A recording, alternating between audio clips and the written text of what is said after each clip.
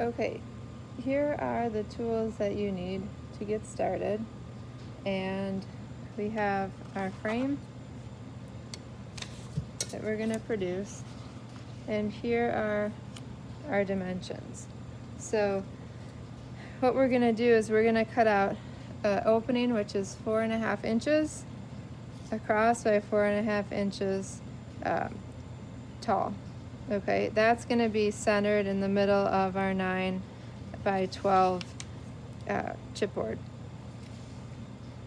All right, so let's go ahead and do this together.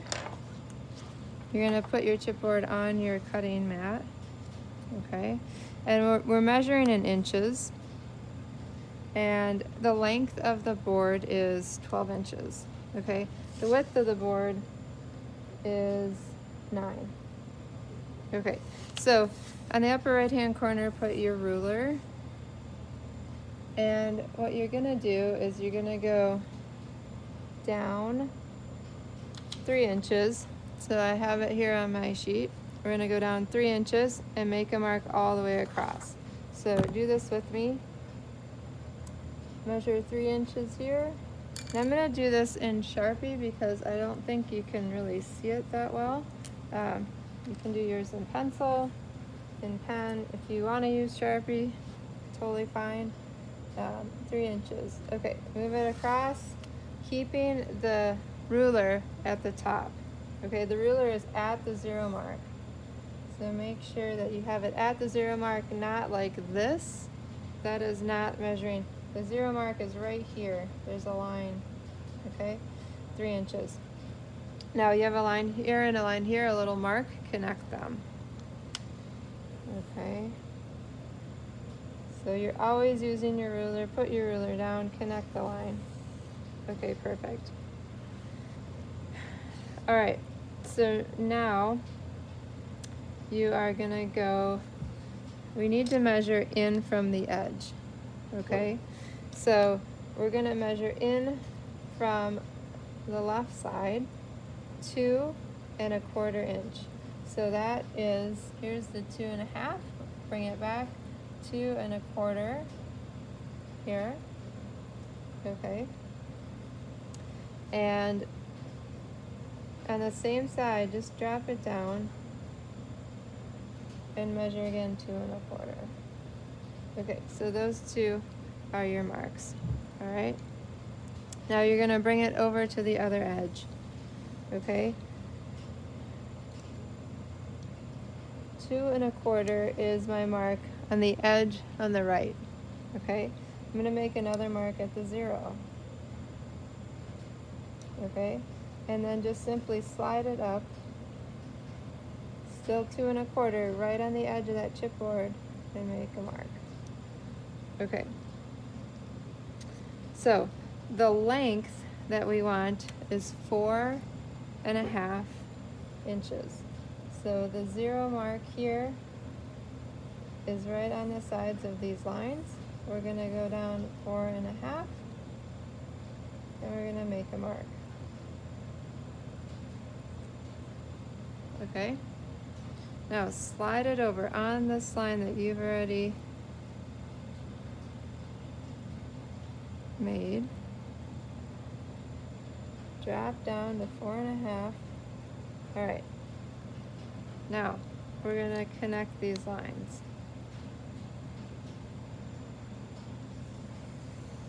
Okay, great, making a line. Now we have these 2 marks, we're gonna connect them vertically.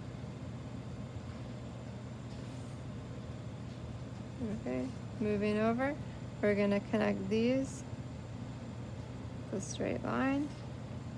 Okay, so now this area here should measure 4.5 inches across, looks good, and then 4.5 inches down, looks good.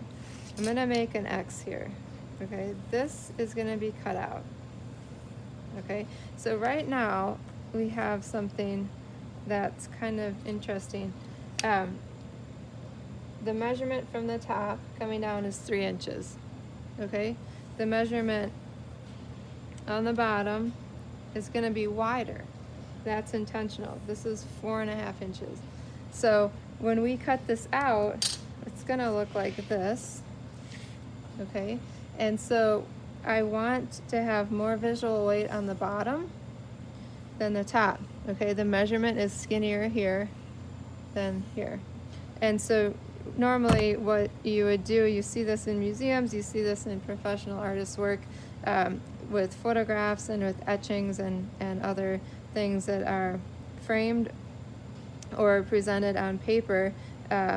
Visually, you have a center point here, and your eye needs the space to travel around in a frame or on paper, and you can off-center it a little bit so you have more visual weight on the bottom than on the top. And this is really the standard for museums and for photographs. And so we're going to do the same thing for a repoussé. Okay, so the last thing that we need to do is cut this out. So you're going to use your X-Acto and you're going to use your ruler. And please, please, please remember to put your self-healing mat on the bottom, okay? Because that is going to ensure that you don't cut your table. All right, this is kind of a slippery thing. It's plastic. It doesn't have a backing of cork on it. So you're going to put this right on the line, press down, okay?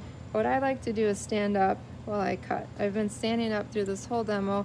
I work, I think, a little bit quicker when I stand up or with more intent.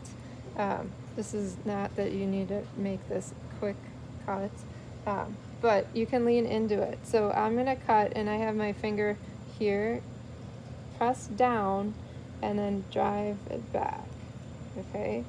So the idea is that you stop at this bottom edge, maybe cut it again, press down, because the idea is that you don't want to be cutting this all day long. You want to make 2 or 3 cuts and have the center come out. So rotate it, put your ruler on the edge, press down with the ruler so the ruler doesn't slip. Press down with that blade. Be careful your fingers are out of the way. Press down again. Okay, good. Turn it.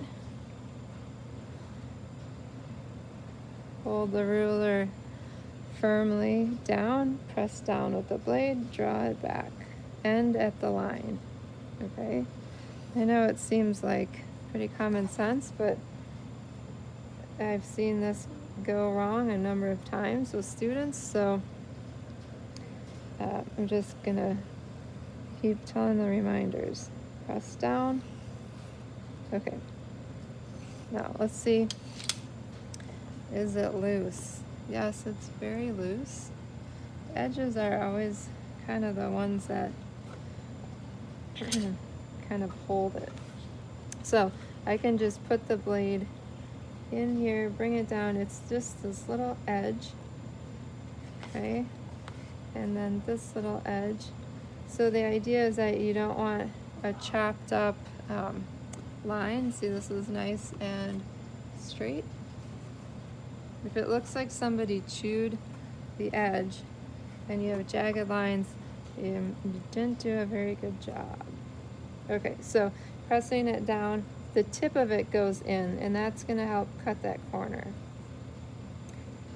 All right. Okay, is that going to do it? It's like, yay. Okay, great.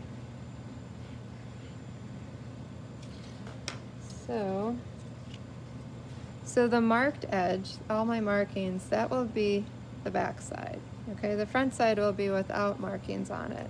And so I can just look here, I did my measurements right. I'm gonna be putting that on the back side, but we're gonna do something on the front side, okay? So this demo is just about how to cut out that window, and I'm calling this for the frame. All right,